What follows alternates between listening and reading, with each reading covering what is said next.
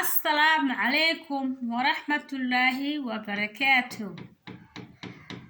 أصحابتي قالي قوان إن السلام هاي سلام شرف لا ينقص السلام هاي ملايكة إن السلام تو سودو هذا بسم الله والله هاي وحمد الله ويا بسم الله إيه وين مجلس الله الرحمن الرحيم يكن حريص تبضل سودو هذا الله يا صحابي سودو هذا بيج كجنا اليوتيوب أصحابي ما أنتوا حنو وذا وحويان قصة دعضي كدعد عريقة إنجليزكا كدعد جبر صوماليات جودا صوماليات أو جورستي من جامايكان أما نينجال جامايكان جورستي وقصة جبر صوماليات كدعدي أيان ما جعلادي إن نسوا قديو حكتي معناه وحي أو معناه كدعي مشاسي waxa ka dhacay ay tabanayso in halkan soo dhigo asxaabta qaaliga page-kayga ku xiran waxaan ka codsanayaa asxaabay waa ku mahadsantiin la socodshadiina waxaan leeyahay share iyo subscribe iyo like inaad geysaan waaye si walaalaha kale ay u macnaha ugu cimri qaataan ay u dhageystaan qisada dhacdo waxaan maanta in la wadaagayo maxay ahayd si asxaabta kale u gaaro idin baan laga rabaa like iyo subscribe wixii oo gudbisinta dadka kale say warkaan adigana haddaad bambaleelka furata markasta wixii aan soo geliyo waad la soconaysaa halkaas kala soconaysaa marka asxaabta qiimaha ay qaayaha loo waxaan leeyahay soo dhawaada ku soo dhawaaday ala soo abdiye channelkeeda ku soo dhawaada leeyahay marka asxaabay bismillah waa noo bilaabaya asxaabay qisadan sidan tan bay u dhacday waa gabar Soomaaliyeed ku nool cariga Ingiriiska gaar ahaan London gabadha iyadoo yar baa meesha wadanka Ingiriiska la geeyay waalidkeeda geeyeen gabadha Soomaaliyeed markii meesha la geeyay gabadha aabaheeda uu geeriyooday markii Ingiriiska ay tageen iyadoo yar bay wadanka tagtay aabaheeda uu dhintay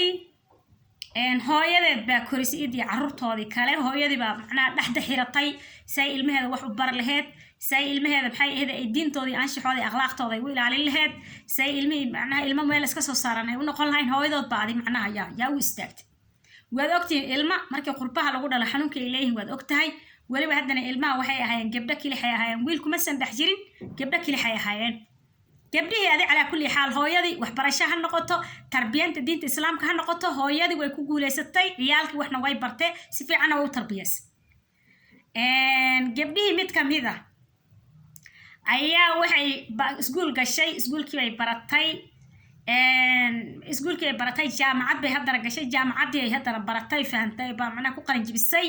waxay baratay neris dhakhtarnimay baratay gabadhii way ku guuleysatay inay dhakhtar noqoto gabadhii markay halkaa marayso gabadhii waxay saaxiib noqdeen oo isbarteen gabar kale oo gaal oo Jamaican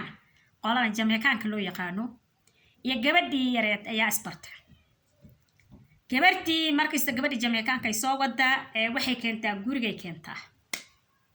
guriga dhowr mar idoo keentay ayaa hooyadii aragtay hooyadii gabadha Soomaaliyeed dhashay maamadii baa aragtay hooyo macaantii markay aragtay waxay tiraaheen gabadhan gaaladood ii soo gelinayso maxay tahay hooyo waa gabaraan wax isla baranayo gabaraan dhakhtarka iskala shaqeeyno weeye aan caawino gurigeena way ii imaataa saaxiib baan nahay hooyada waxay ku tir hooyo yay ku duubsaneen qoftaan isku diin ma nihine dhaqanka yay ka bedeline hadda nin walba dariska ku dayo ku diin buu way adduunyadana gabadhan yay dhaqan anshaxaada yay ka wareejinine haddaad wax la saaxiibayso dadka muslimka la saaxiibaa loola socdaaye hooyo ay gabadhana maad ka daba hartaabay mayo hooyo anigu waan isku kalsoon yahay bay wax dhib ahna gabadha xageeda igama imaanay waan iska ilaalin anigana maxay eedan magacaada iyo sumcadaada inaan dilo marrib hooyaday baa tahay waxa adiga dhibsanayso oo xunood adiga iga baqayso hooyo yuusan jirino igu kalsoonaaw anigu diintayda deexeeda bilaadan igama duubsan kare gabadhii reed baa dhaysa moogtahay hooyadii way iska aamusta labadii gabdhood adi marna gurigaas kale isla tagaan oo gabadhi Jamaicanka gurigooda isla tagaan marna gabadha muslimka Soomaaliya gurigooda isla imaadaan marna shaqadii dhaqatarka imeelihi isla aadaan maalimaha ka mid ah gabadhii Jamaicanka ahayd ayaa xalfad dhigatay xalfad dhalashadeedii ayay dhigatay xalfadaasna waxay ahayd xalfad dhalasho ay dhiganaysa gabadhii Jamaicanka waxay u yeertay gabadhii Soomaalida ay saaxiibka ahaayeen wala yiri xalfada ka soo qayb qaado gabadhii Soomaaliyeed xalfadii ay tagtay xalfadii markay tagtay ayaa maxay ahayd ayay waxay ku tiraahay marka waxay ku aragtay meesha wiil asagana Jamaican ilaa wiilku wuxuu la dhashay gabadhan xalfada dhiganayso Jamaicanka waxay tiri intii horeyso gabadhan saaxiib la ahaa amse aan gurigooda la tagi jiray wiilka guriga kuma arki jirin bayta maanta markii xalfadii dhalashadeeda ay dhiganayso aan ku arkay meesha ninka wiilka markaas waxay tiri wiilkan waa walaalkay waxa dhaysa tii Jamaicanka waxay tiri waa walaalkay magaaladu ku jira laakiin waa walaalkay meesha la isku bare wiilkii iyo gabadhii Soomaaliyeed meesha xalfada la isku barto wuxuu yiri waaban ka helay lambarkaada uu qabo telefoonkeedii bay dhab u siisay shukaansi oo barti uga bilaabay xiriir dheer kadib wixii la sameeyo jecel baa meesha imaaday waa la isjeclaado waxa la isku jeclaaday in la isguursado ninkii Jamaicanka ahaa gabadhii Soomaaliyeed ayuu ka helay iyadana waabay u bogtay waa u riyaaqtay ninkii wuxuu yiri waan ku soo dooni waan ku guursanayo orod waalidkaada u sheeg reerkiina orod u sheeg gabadhii Soomaaliyeed way orodayo hooyadeedii ayay u timid hooyadeedaba gaal bal ma qashin karin ay u tagtay waxay ku tir hooyahiin gabadhii Jamaicanka oo isla socon jirno saaxiibtayeen walaalkeed baa iska helno isjecelnaho ina isku ka dartaan raba wuu soo dooniyo inaan guursadaan raba raalli ka ahaw hooyadii hay tirnaa wax ma ku sheegaa anu nin Jamaican nin gaal albaabka igama soo galay mana kugu daray diin aan kugu guuriyana ma fahmay bayt isku diin ma tiidinka qaafku kugu guursan raba diintu wato kugu guursanay oo kugu guurinay waa tuma na waxaan kugu daray ma lehe laba calaamad mid gal ama gabar muslim oo nin gaal ka daba harta noqo haddaad leedahay waan kaga dhabaynina albaabka ka baxay ninka raac labadaas mid dooraa lagu dhagabay anu diinan kugu guuri garan maynay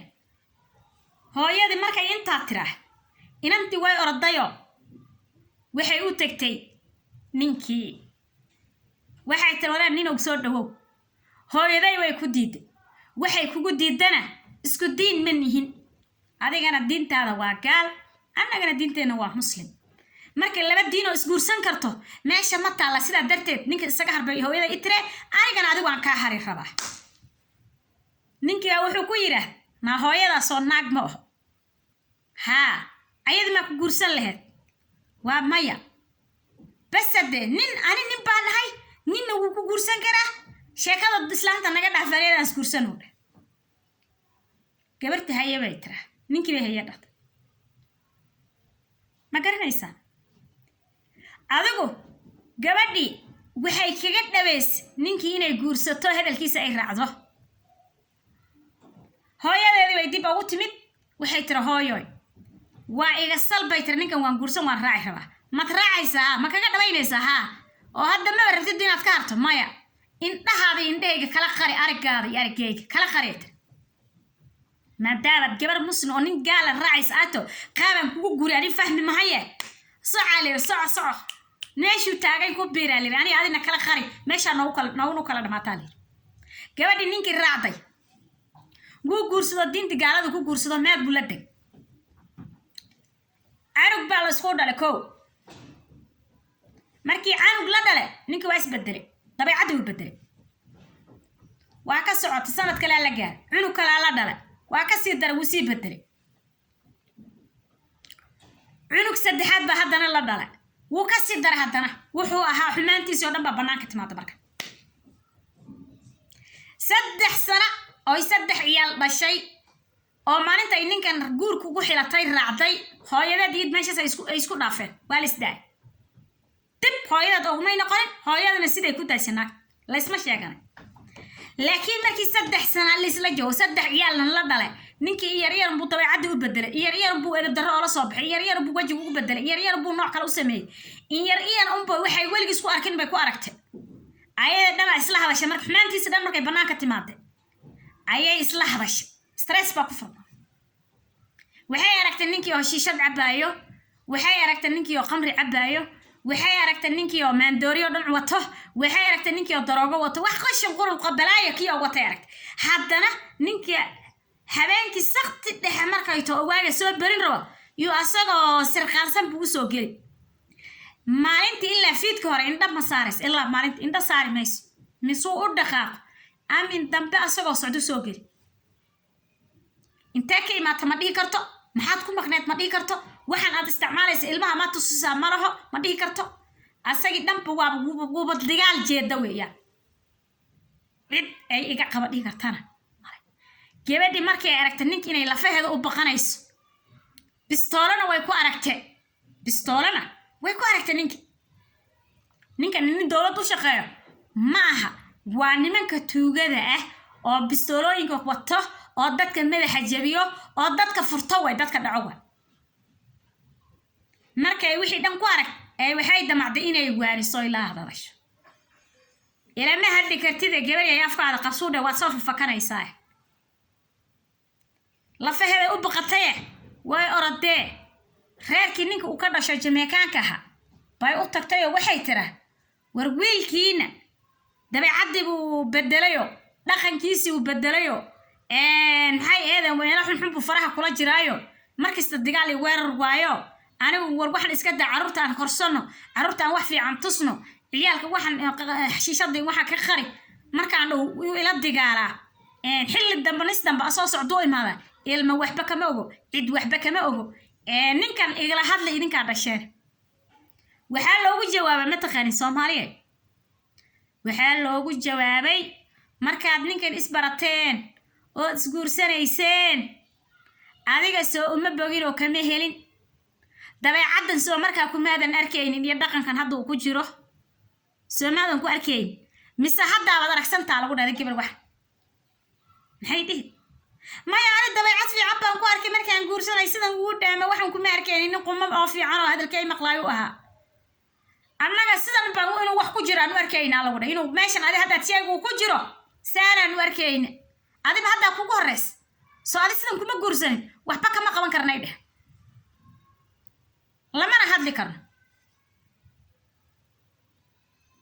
ayadoo ciishan ooyneyso bahdilan meelay u dhaqaaqta garan la ay gurigeeda ku soo noqoto gabadhii Soomaaliyeed carruurteedii u timid asagii oo bistaala garab taalo gafuurka taagayo bay u timid waxay ku tir war soo dhawow minow miima qashaa carruur baa meeshan joogtaa carruurtan in la koriyay rabaan mas'uuliyadooda in la qaada la rabaa waxa xun oo dhan ilmaha indhahood in laga qariyo waaye wax fiican in la tuso waaye ciyaal yar had soo koraayin waaye niyow dhaqankan bedel sidaadii hore markaan isguursanayna iska soo dhig sheekay ku furtay oo soo dhanayay waad soo fakanaysaa u dhaafkaada wuu soo fakanhay mar dambe haddaad afaarahayga iyo bistooladeyda iyo shiishadeyda iyo waxa aan isticmaalay iyo waxa aan ka shaqeynay haddaad afaarahada dabcafkaada hadduu ku soo dhaco yiri yaa madaxan ka toogan u dheh hooyada ay walaalahadan ma soo toogan ma garanaysaan gabartii markii intaas ninku uu ku dhahay way cabsatay lafteeday u baqtay waxay tiri maanta waa maalintii adduunyada laga wadi lahaa way bistooladii saaco kor taagan yahay tiri mar iska qaban kariyay tiri sidaas wiil kor taagan yahay tiri us bulay tiri haddaad hal mar hadal ku soo celiso aad ku soo celiso madaxa kaaga daan kaaga ka toogana buu dhahay tiri hooyada ayaa walaalhadan waa soo toogan buu dhahay tiri maxay samaysay mataqaan shib way aamusta markuu baxay albaabku ka baxay meelihii uu dadku ku dhacay tuugadiisii kale niman kale tuugaa u imaadaan bay tiro israacaan uu baxay baasaboorkeedana ugu qaaday markuu isaa isku hadal dhaafeen baasaboorkeedana jeefku gashay yani wuxuu ka yaabay inay ka cararto wadanka ay ka baxdo uu ka baqaday baasaboorkina jeebku ka gashay ma garanaysaa calaa kulli xaal gabadhii markan dhanaanaatay dhab waaye hadduu dhuuxu isku dhacay way mogta indha run bay ku ooyaan runtay aragta mogt reerkiisina inay waxba u qaban karin asagana uu dhawaan ku dilay aragta mogtahay way oroday reerkoodii bay maanta soo xasuusatay hooyadeeda ay dhee hooyadeedina guurka ma fiicnay ka joog haddaad nin keensana nin Soomaali ii keenaa lagu dheh markuu hore haddaad kolba nin ii keenays nin gaali Jamaican aan balaayo ma fahmaye nin aan isku diin ahayn ma fahmaye nin Soomaaliyeed ii keensaa lagu yiri waan kugu daray tira hooyada markeed hore way ka diiday ninkan ama ka helay dhad moog kii baaba hadda dib u keenay Sooma hadday hooyadeed soo xasuusatay hadday Soomaali soo xasuusatay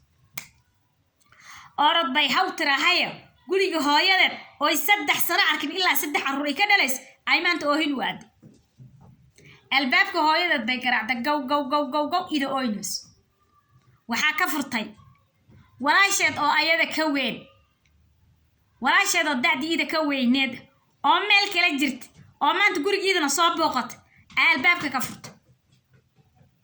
hooyada waxa lagu yiri hooyo hebla irinta ka soo gashay allah hebla yaa ii soo gal isku diin ma nin hebla yaa ii soo gal duqti oo ordayso ayaa albaabka ku soo orday hebla yaa ii soo gal isku diin ma nin yaa iga noqotay maxay iga soo doontaa hadda waa naagtii amarkayga dito nin gaal raacday maxay iga soo doontaa albaabkii laga xirtay rab banaanka loo tuuro banaankii bay oohin waxay tiraa aan la fariistay gabadha sheegayso oohin baa banaanka la fariistay bal inay hooyada ku calool jilicsanaato bal inay hooyo way soo dabacdo bal inay wax kula qabato bal inay talo ku siiso way ooyso waxay ku ooysato laayay waan qaldanayay meel aan loo joogin baan galay hooyo markan aan ku soo noqtay mar dambe waan ka soo bixi meeshaasay samarkaadaan fuliniyay hooyo marka uu irada iga furayo tala iga qaado wax war isiyo way ku ooyso labadiisaan qayliyay habartii shub albaabkii bay ka xiratay gabartii Soomaaliyeed waxay tiraahe gurigii baan dib ugu noqtay gurigeedii carruurteedii gabadhii ay dib ugu noqotay hooyadeedana iraday ka xiratay meel kale u dacwatana ma hayso waxay tira Soomaali Maxamed dhibkaas ay ugu dhacayo hadda waan shalaynayaa bay tira waana ka qoomamaynayaa dad kale yay tala war isiya tirahay oo wiil kale oo wiilasha janaaliyada YouTube-yada waxa ka hadle yay waxay ku tira talaan kaaga baahanay ila tali maxaan sameeyaa dad ay social media ku aragtay oo hadlaan yay message u dirtay waxay tira dhibkaas ay hasto hooyadayna dhagayga furaysatay anigana marka hore qaladka aniga lahaa hadda se naftaydan u baqaday ninkii baasaboorku iga qaatay haddaad afaarahayga iyo dawladda ugu soo dacwaysana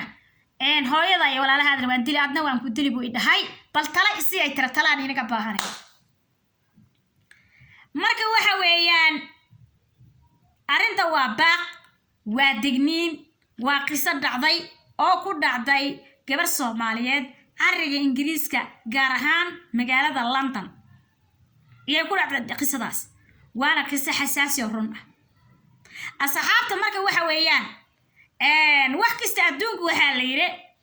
mar un ba qiso walba ay soo baxdaa qisada saasay u dhacday gabadhii Soomaaliyeed anoo wiilka beedkiisa soo dhigay sheekadaasaan macnaha sheekadan ka soo koobiyeysta on ka soo sheegay ma garanaysan inaga soo qaad hadalka ma garanaysan marka asxaabta qaaliga waxaan leeyahay shargareeya arin maanta arintaas markaan maqloon dhageystay يعني نبكو أجرنبي ليه هو وانو فانسان أنا قف وحفهمايان لكن مركاد أرين حساسي وهذا الدعدي أرين تيدا صو أخرسو صو أقالطو وحويان داد بدن باكو براروياه كبدا بدن نشي شايه يعني نقول كيني ميل والبلوكتا اللي لقيري كانت مع سنة يا لوكتا كذال وديغايان كبدا بدن بريا محارك السوشيال ميديا نمكا قالada alla ninkan ku quruxsan alla ninkan gaalada kan way alla ama nimankoodi Soomaalida caaynayo gaaladii amaanayo waad aragtay social media Snapchat meela waad ku aragtay Mareykanka waxa laga sheegayo gabdho Soomaaliyeed oo Jamaican guursadeen intay nimana Soomaali iska fureen yay Jamaican guursadeen la sheegay Jamaicano isku diin ma tihine isku dhaqan ma tihine wuxuu yahay war uma hayside sababtaad adiga aad maxay ahayd wax soo saarkaadi warshadaadi aad ugu fasaxayso إلا أديك كمبلي باتا كمبلي نواكا وحصو صارو قفك بالآدم هو كمبلي مركان لي واحد على بدي الراشين كسو صار معها يعني أوض بعد دليسا معناه إلما دليسا إلما دليسا حاجات كوبيل درينيسا دي آدم كو شيغيه إلما هداد دليسا دادات اسكو دين تهين دادات اسكو دقن تهين دادات اسكو دبيعة تهين دادا maanta ilmaha aad kala tagtiin oo ay ku furaan hataa haday ka qaataan hataa carruurtaada bari ay u raadin karta reer hebel baa carruurtayda way reerkaas waa dhigi karto ood ka raadin karto hadaad maanta intii lagu guursado ilma aad dashood dhimato ilmahaada iyo reerkaada hataa isma waynayaan way isreesanayaan ilmihii markay aqliyaan reebtigayno reerkaasaan rabnaa way dhahay ama reebtiga waxaa dhahay walaasheen ilmaheeda oo ninka ilmo u dhashay yaa yaqaanaa baa laleeyahay soomaalidaada wax kuu dhaama heli maysid diintaada macaanka badan oo ilaahay kugu beere wax ku dhaama heli maysid ma garanaysaan marka waxaan leeyahay in yaroo saar baan u daba dhigayaa in yaroo saare ayaan u daba dhigayaa gabdhayow ogaaday haddii gabar la yahayo gabdhiyo gabi lagama dhacayo guur waa loo meel dadaaye guur waa labada garboode gadaasha iyo hortaade waxaa laga guursadaye ninkii diintaada geyso ninkii gurigii la garanay ayaa ugu guur macaan marka Soomaaliya waxaan leeyahay Soomaalinimadeena hanaga hadlayninaan leeyahay gabdhaha Soomaaliyeed baan la hadlay hataa nimanka laftirkooda waa u digayo waxaan leeyahay haddaad wax guursanayso gabar Soomaaliyeed ku ahaato marka sheekada way wacan tahay waa tan oo kale waxa weeyaan mid gabdhaha iyo dadka da'yarto duurka lagu hala galgalayaan mid lagu daaweeyo weeyay sheergareeya seesgaraaf saar gruubyadana ku dhaxtuura marka anigoo walaashiin cala si cabdi waxaan leeyahay beejkan wax kastoo qisa ama hambalyo ama sheekoon ina soo dhigo kii horay seesgaraaf u saarana wuu mahadsan yahay leegta yuu iga hilmaamin kii markaa ugu cusub oo ilaahay ugu soo xiriiriyana waxaan leeyahay walaala seesgaraaf saar adigoo mahadsan marka soo dhawaadaan leeyahay meeshan waa meeshiini deecid ka xigta male magaca Soomaali baa daawada waxaan leeyahay welcome gacmo furan galabta hanoo wacnaato intay galab u tahay